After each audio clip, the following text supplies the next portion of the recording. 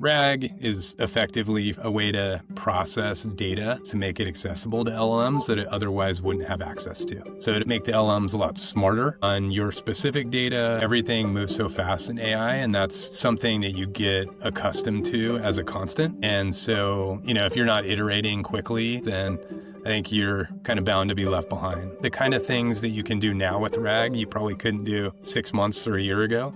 Just as the models continue to advance, there's just some really outstanding talent here that allows us to do things quickly, probably go deeper than what our size might indicate. In some ways, like a 6-figure deal at Raggy feels as cool as a 7 or 8-figure deal at Microsoft. Like, we're not selling a product, we're trying to help people succeed. The cliche sales call is like, tell me about your role and what's important to you. And it's like, that just like rings like, hey, this is a salesperson. But like understanding where they're trying to be, funneling your way into those things, like, 5 or 8 minutes later, people would be willing to tell you a lot.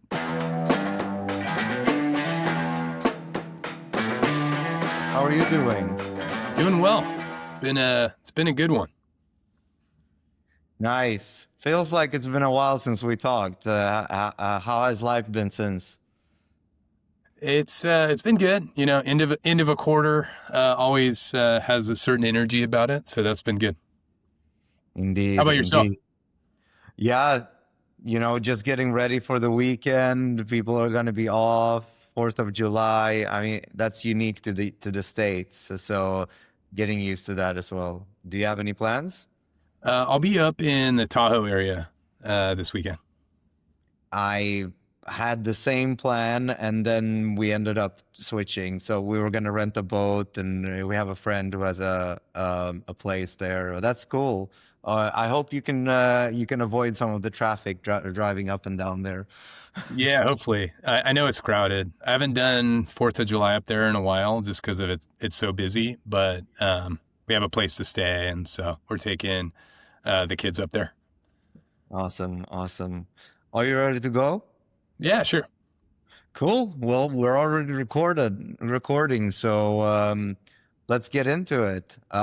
Today's guest is a heavy hitter in enterprise sales, someone who's worked and closed 8-figure deals at Microsoft, scaled strategic sales at Iterable, and led high-stakes conversions at Facebook and beyond. Now, as VP of Sales at Ragi, Danny Vardy is bringing that same sharpness to the AI space, helping build go-to-market from the ground up. So in this episode, we'll unpack how he thinks about discovery, what makes a great sales motion in both startup and enterprise context. Danny, welcome to the podcast. Yeah, thanks for having me. It's great to be here. Awesome. Well, why don't we start with a short introduction? Again, great to meet you. Before we dig in, I'd like to give you a little bit of context. I'm the founder of Imperial Arts, and we partner mainly with B2B SaaS companies to help increase their revenue and profitability by acquiring new clients, which is why we're interviewing leaders such as previously Mercedes-Benz and Cisco. And today we're proud to have you on to gain deeper insight into the market and provide this podcast. Usually it takes 30 to 40 minutes. Does that sound good to you? Yeah, it sounds great. All right, let's go. So I understand that Ragi provides AI services within the B2B sector. Could you share some insight into your business and the role you play within it? Yeah, Raggy is really a tool for developers to build a lot of their generative AI applications faster. RAG is effectively, for those who aren't as familiar, a way to process data in specific ways to make it accessible to LLMs that it otherwise wouldn't have access to. So it effectively can make it make the LLMs a lot smarter on your specific data, your customer specific data, things like that otherwise it wouldn't know because it's not part of its training data set. So what are some of the current trends in the market that you are aware of in your industry? Where are the winds blowing and what are you noticing? Well, I think having been in AI now for a little while, I think it's really interesting it just moves so fast. I think everything moves so fast in AI, and that's something that you get accustomed to as a constant. And so, if you're not iterating quickly to align to those things, then I think you're kind of bound to be left behind. So from a go-to-market perspective, from a sales process perspective, a lot of things we're trying to do is always be kind of up to speed, try new things, try new engagement models, new way of outreach, all of these kind of things. With the development of large language models moving so quickly, where it seems like there's a new model one-upping the next, on a week-to-week basis, it's just an exciting place to be and spend, our time. And I think being on the ground with developers and seeing the kind of things that they're now able to build, not only with RAG, but more broadly in AI, is just really rewarding. I had spent a lot of time selling to a lot of different groups. Ultimately, I think of it as helping a lot of other different kind of personas and groups within, various companies. And it's definitely rewarding to be working with developers. Awesome. Can you explain RAG in very short form for those that don't know what it is? Yeah. So when you want large language models to understand data that they otherwise wouldn't understand, you can either fine tune, which usually takes a bunch of data annotation and a large team, or you can do RAG. And RAG, in kind of the simplest terms, is breaking up the data in an optimal way where you can inject chunks of that data into the prompt for an LLM. So it's really an API to ingest the data. It goes through a process to, parse, extract the data, and then indexes it. In its more simple form, it's a vector index. For more advanced solutions like Raggy, it's a combination of vector, keyword, and some other things to just provide more accurate results. But ultimately, there's a search query that returns chunks of data, and then those chunks of data get injected into a prompt that allows a generation from the LLM to be very specific on the topic of the data that you're feeding via RAG. Awesome. And thanks so much for that. So your main customer base and I guess your main users are developers. But you talk with a lot of leaders in that space to actually acquire the product. How easy is it to attract and retain these high quality clients? Well, I think it's never easy. I think the job I'm trying to do is make it easier and easier, right? So I think the thing about RAG is it's something that has a lot of edge cases to it. And so I think for leaders in engineering and developers who have experienced that, I think the selling point is not to have to tackle a lot of those edge cases. I think it's also something that is iterating quickly. The kind of things that you can do now with RAG, you probably couldn't do 6 months or a year ago, just as the models continue to advance and be better at unpacking, more structured data elements and things like that. So I think it's a tedious kind of pipeline to manage. And I think it's iterating quickly in a way that it's going to be more work in the future and not less. So we're just trying to find the leaders that kind of get that perspective, or just early companies that know they need to build fast or probably not succeed in kind of the AI landscape. Yeah, not only do you iterate, you also test things all the time. Can you talk me through a little bit of those testing phases? Do you do A/B testing, or do you do one-on-one client testing on new features? How does that work on your end? Yeah, I think for any kind of newer capabilities, a lot of that generates from actual customers we're engaged with. I think we're always looking for like design partners on more specific capabilities that we're looking to build into the platform. I think that's been a successful strategy. I also think just from a overall sales perspective, one of the things I've always tried to do is just kind of continuously iterate the way I talk about things to get a sense for how they land best. And really have tried to apply that across like all of go-to-market. So the kinds of content we create, the kind of outreach that we do, the way that we do those things, I think is always kind of in test mode. I don't know if we've gotten as sophisticated in terms of like A/B testing as, I think I'd like to get, just being like earlier and with a small team.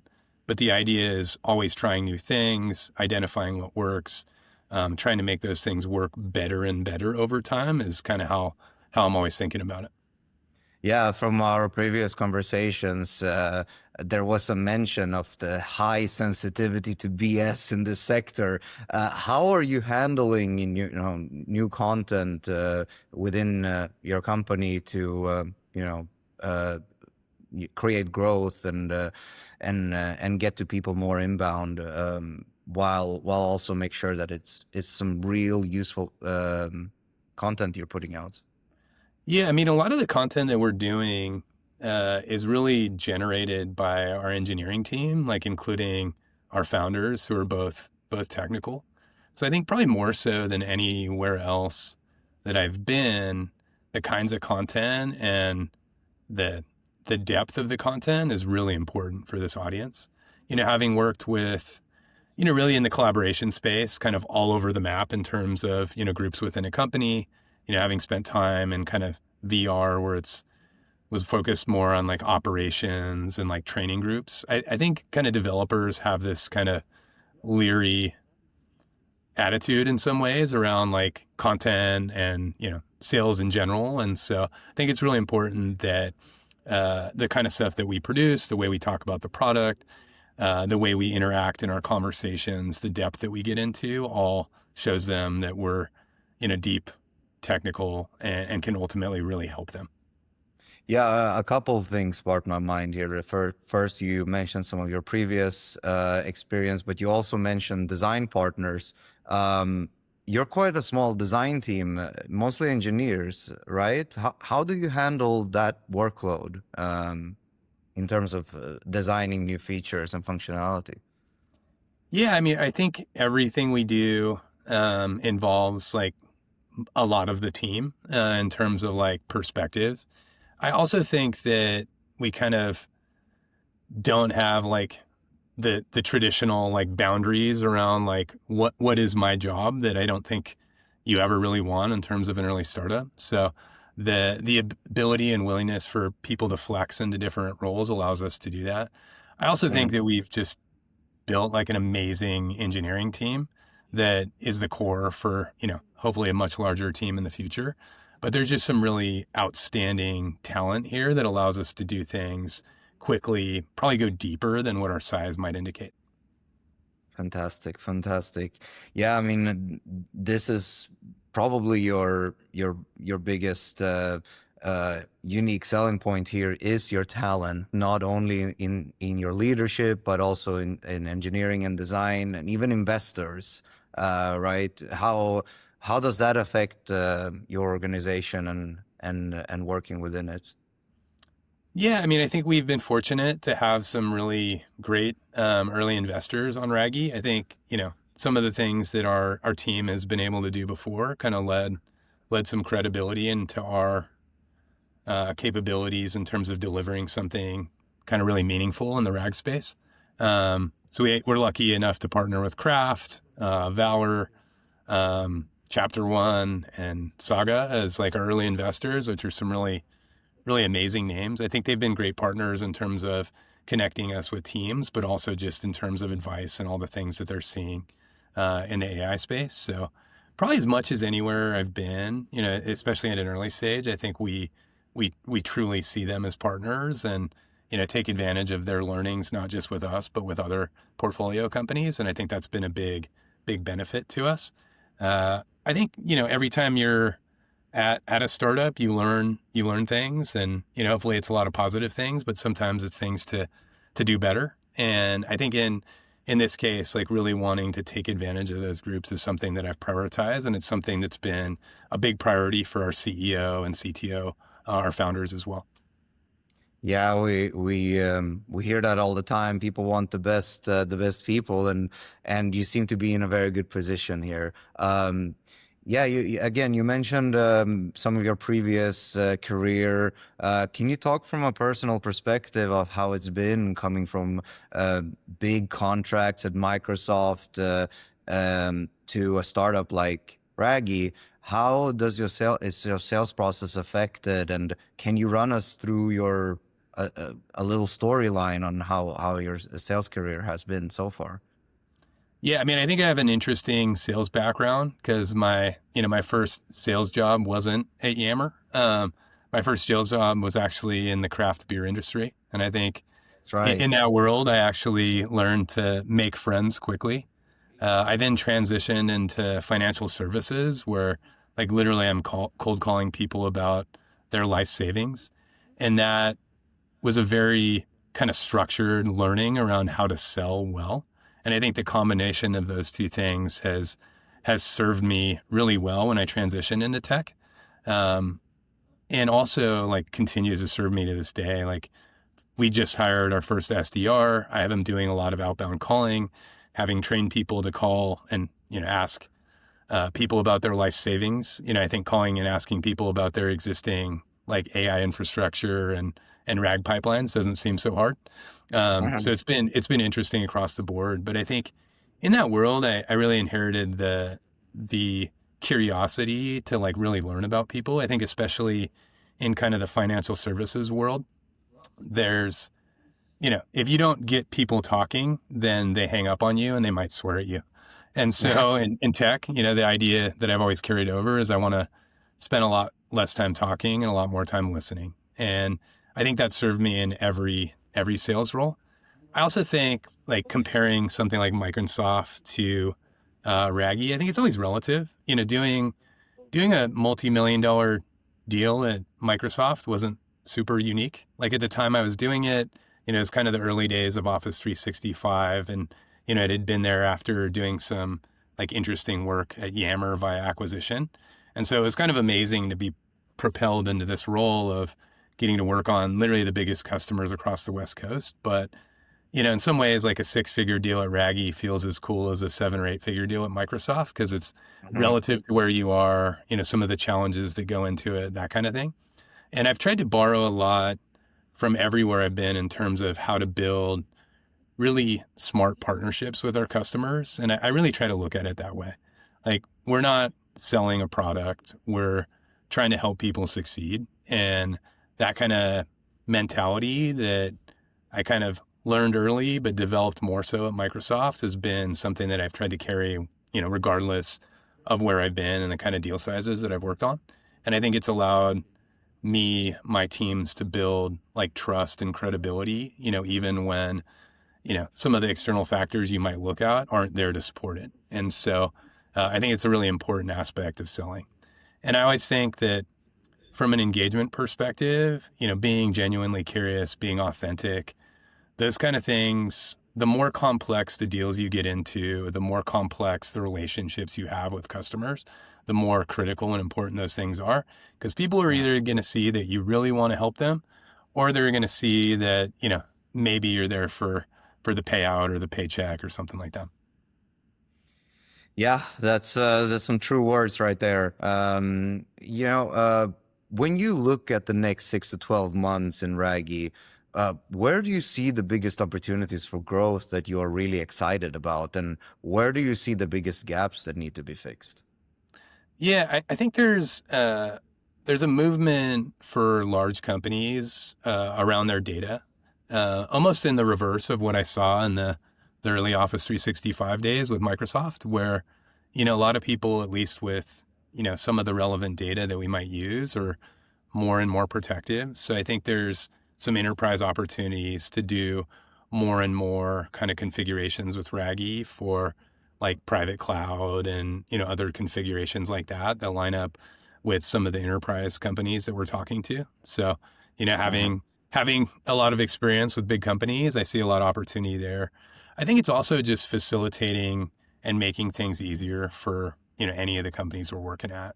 Like we're seeing, various scale up to medium size kind of tech companies around specific data sets like audio and video.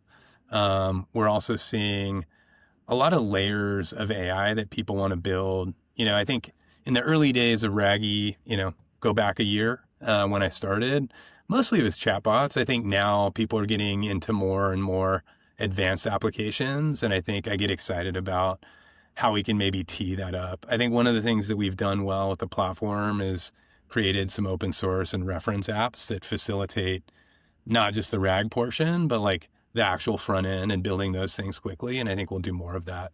And I think that's an opportunity that it's kind of like once you have good AI, you want more good AI. And I think that takes multiple shapes, not just the chat experience that we've kind of, gotten more familiar with up until this point.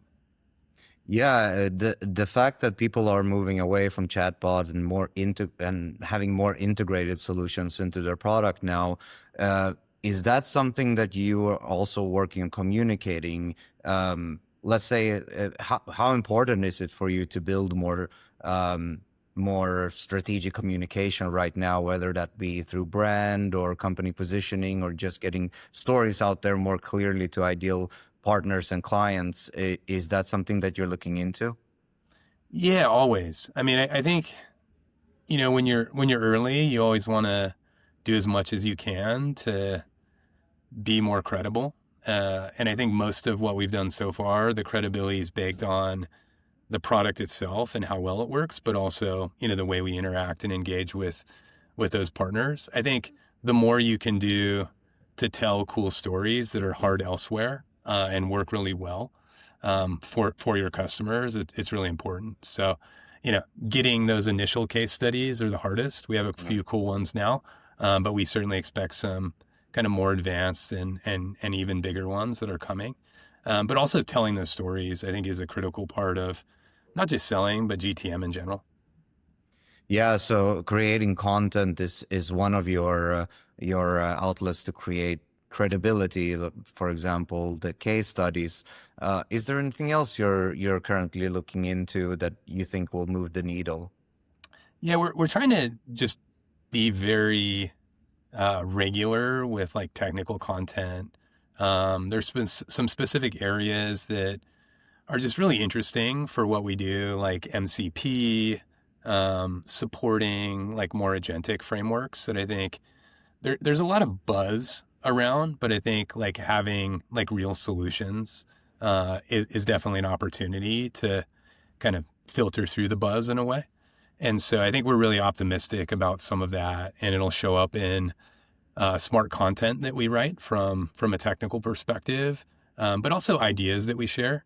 I think it's also like being very open to like learning from other people and other smart companies and other like smart frameworks as well.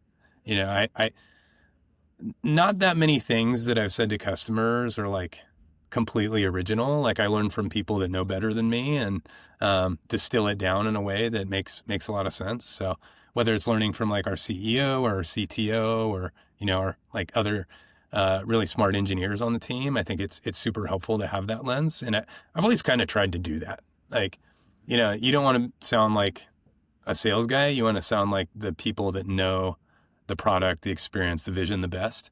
And I think that's what we're trying to capture, across the board in the content we create, in our conversations, how we outbound, all these kind of things. Yeah, we're seeing that more and more, that companies are trying to be kind of educators more than, telling people what they should do. That's instant value, instant gratification for the user as well, to feel like they learned something and that you're actually helpful. So when you're reaching out with content like this, is it mostly on social media, or are you doing cold outbound as well? What's the kind of ratio between the inbound and cold, as well, in relation? Yeah, we've been fortunate to have pretty good inbound flow, but I think as a revenue leader, you also want to consider like how do you support and create consistency with outbound. And so we did hire our first SDR about a month ago. I had been doing outbound. I do have an AE on the team that was doing outbound, and I think having done it for a while, I thought, something that I felt for the last few years, not just here, is that, some of the outbounding messaging channels have been kind of overused in recent years. And so I actually have our SDR doing a lot of calling. And so far that's been really effective. And, I was able to help him pretty quickly get up to speed because I have that experience, like training people to cold call. But it's really been an avenue that I'm excited about for us. It's working well already, and so I'm going to be hiring more people on that front. So I think it's always a combination. Like you never want to like sit back and go, hey, isn't all this inbound amazing? Because at some point it's not going to be enough. So you always want to be able to figure out kind of the next rung of kind of growth by engaging people in more and different and faster ways. Makes sense. Yeah, that's wonderful that you found those avenues. In your recent experience, would you say your business development and client acquisition processes are where you want them to be, or are there still parts that feel slower or heavier than they should? I think that things are never exactly where I want them to be. And I think that that's kind of how I've always thought of like my sales conversations and, a lot of the things that I've done and my willingness to take like a hard look at, what I do and iterate, I think has helped me succeed as a seller. I think it's also made me effective in coaching. I always tell people on my team, I'm like, hey, I'm not trying to be hard on you, but there's probably never a call that I'm going to tell you is perfect because I've never had one of those myself. And so the idea is, taking that kind of approach to a lot of things we're doing. So I think we're doing well. I'm excited about our growth, but there's always things that like I want to learn to do better. There's always things that I want to figure out.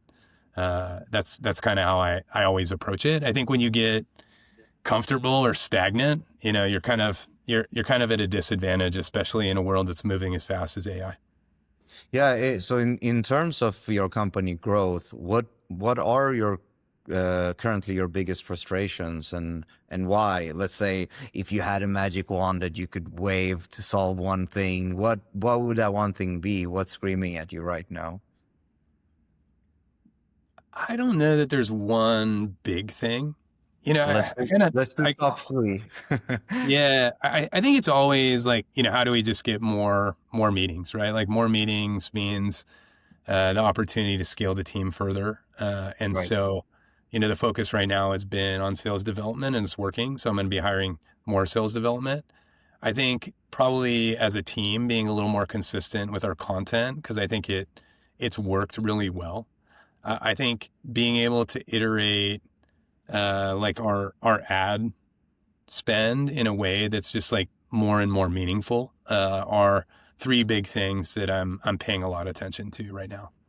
The ad spend's always interesting because as a product that offers like a PLG opportunity, it's like you bump signups, but then you look at the quality of signups, or you get like certain meetings and you want like to get more of those meetings or bigger meetings.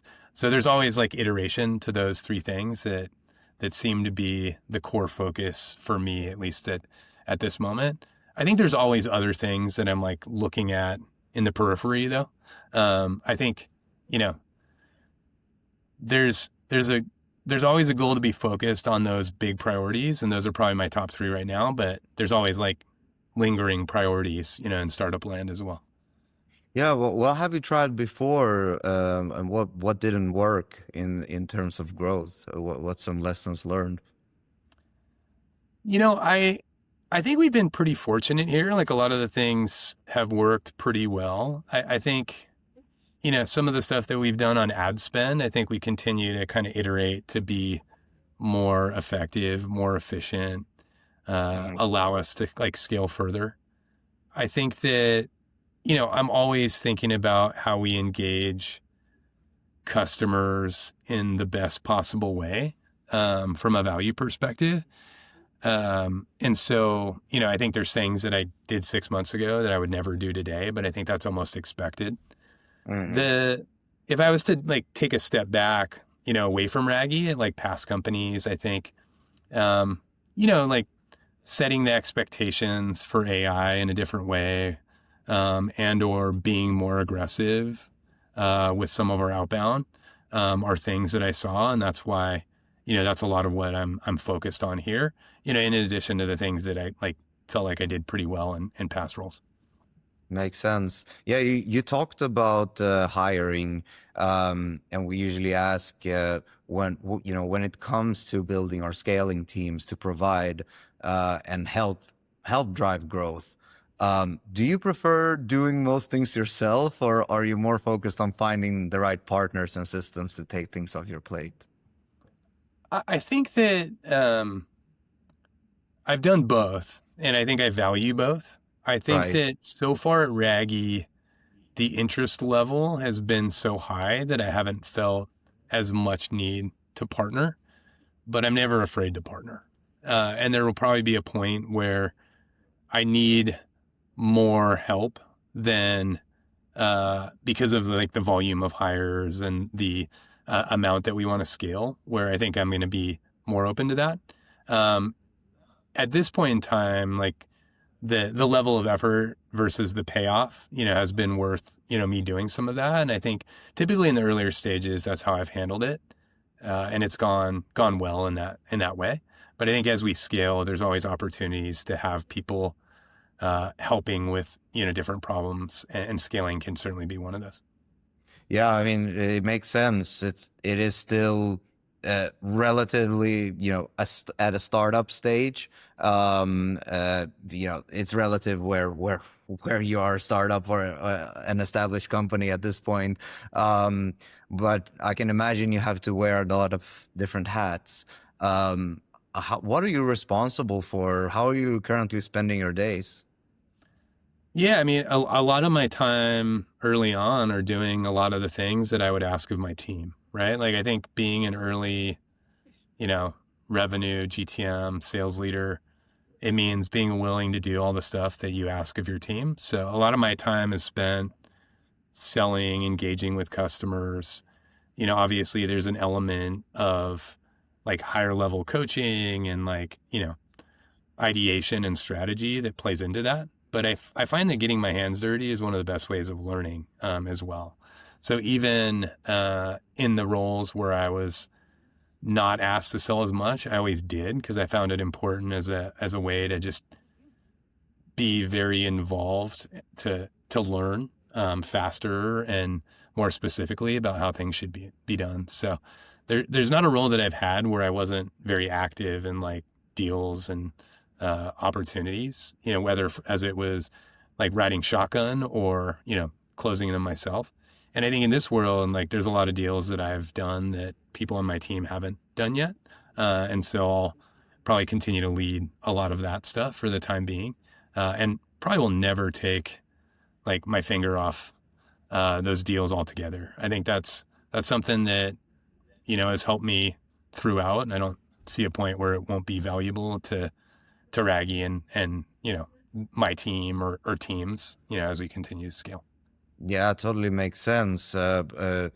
Your focus is to drive growth and to get new clients into the door. But to be more specific, what are the most important metrics for you right now? Is it new clients or pipeline growth, or is it even meeting with new prospects yourself? Yeah, I think meetings is like a critical one. Like we've been pretty stable on like meeting counts. So I'm mindful of how we get more. That was part of the influx of, the sales development person that I had. And I think we were up in June, which is great, but we want to continue to rise through the summer and then add more of that. So we can probably add to the AE count. Probably getting smarter with some of the visibility and the metrics is something that's like on the horizon. And I do work on that, but I think there's like a world not too far out where we get some more support with tooling or even like personnel to do more on the kind of operations and kind of data front, just to see more than what I'm experiencing and hearing directly from the team. So those are a few things that I think about right now. But yeah, from a metrics perspective, it's like if we have meetings, the pipeline's growing. The size of the meetings that we're having continue to like scale up as people become more familiar, more comfortable with the idea of, handing rag off. I think a lot of people probably want to do it.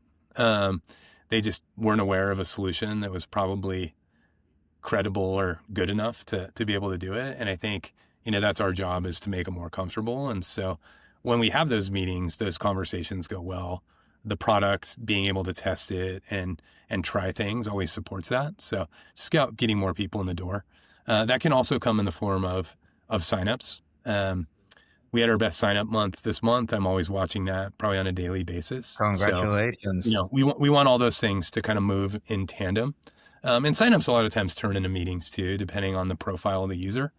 I find that a lot of kind of more technical leaders tend to meet first, especially if they're at a little bit bigger company where they need to vet and feel more comfortable. But also we have a lot of like developers who are trying the things that they're being asked to build. And so, a lot of times those people meet with you after they get into the product. So getting more usage in the product is always something that I'm thinking about, and, communicating and trying to help as much as possible for, the people on product or engineering who are building the experience there as well. That's so cool that you broke your record this month. Again, congrats. That's always a fun metric to follow. And speaking of finding new tools and strategies or partners, one thing we love about the leaders we interview is that they're usually really open to new ways of solving old problems. How do you personally approach finding new strategies or partners to help drive growth in your business? Yeah, I mean, I think I'm always like listening, I guess, is a way to think about it. I think I probably read more inbound emails than most. I probably read more LinkedIn messages than most. Not that I respond to all of them. I don't think anybody can. I'm never mean. Unknown caller. I'm never mean to anyone doing jobs that I've done, but I think at times, like, I will give people candid feedback to try to help them. But yeah, like, I'm pretty open to how people engage with me. And I'm also like trying to like get out and about. So, I have the team like doing like small scale events, trying to engage people that way. We're trying to be part of like broader AI events within the Bay Area. That's kind of a gift in terms of like access to other startups and the kind of people that we want to help, but also the kind of people that are doing really smart things. So there's a lot of different ways that we're kind of open and listening.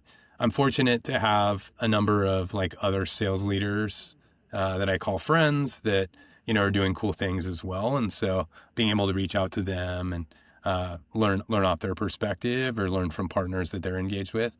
These are all just different lenses to kind of pick up signal on, things that we might be doing that we're not, or faster, easier ways to do things that have traditionally been more challenging or more time consuming. Yeah, what a wonderful insight. The topic of growth is always interesting. Everybody has their own way of doing it. Everybody has their own needs, especially with a fast growing organization like yours, just needing more manpower, needing more leads to kind of feed that manpower and just close more is such an interesting kind of need, or I was going to say problem to have, but it's not really a problem. It's a gift. Before we close off here, is there anything you'd like to share that I didn't ask? I think one of the things that I think a lot about for like any seller is, and any sales organization that I've been in, is there's, a lot of things that I think are consistent.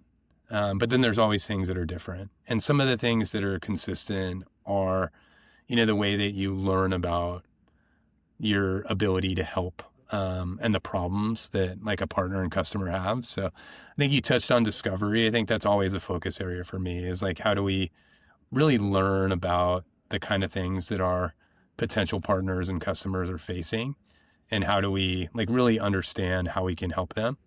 And I think that comes through. I think there's like very cliche ways of doing discovery, and I think there's like really sincere ways of doing discovery, and it's always a focal point to have the latter. Okay, can you give an example of the two? Yeah, I mean, I think that so there's kind of core sales principles and how you engage and how you treat people that I think are always there. I think from a process standpoint and like a specific GTM focal point. There's things that are different at every place I've been, and I try to like recognize both and meld them together in the right way to fit, the organization that I'm trying to build here. Wonderful. What a good insight. And yeah, with that, I want to thank you, Danny, for joining the podcast here. What an amazing few insights that you've provided here, especially through your long career. I mean, as a leader in the AI space, this is extremely valuable. For anyone listening, please check out Ragi, RAGIE.ai. For any RAG needs. If you have a lot of data in your business that you need structured and utilized, please reach out to Danny directly, and I'm sure he'll take care of you. Danny, thank you so much. Yeah, I really appreciate the time, and I enjoyed the conversation.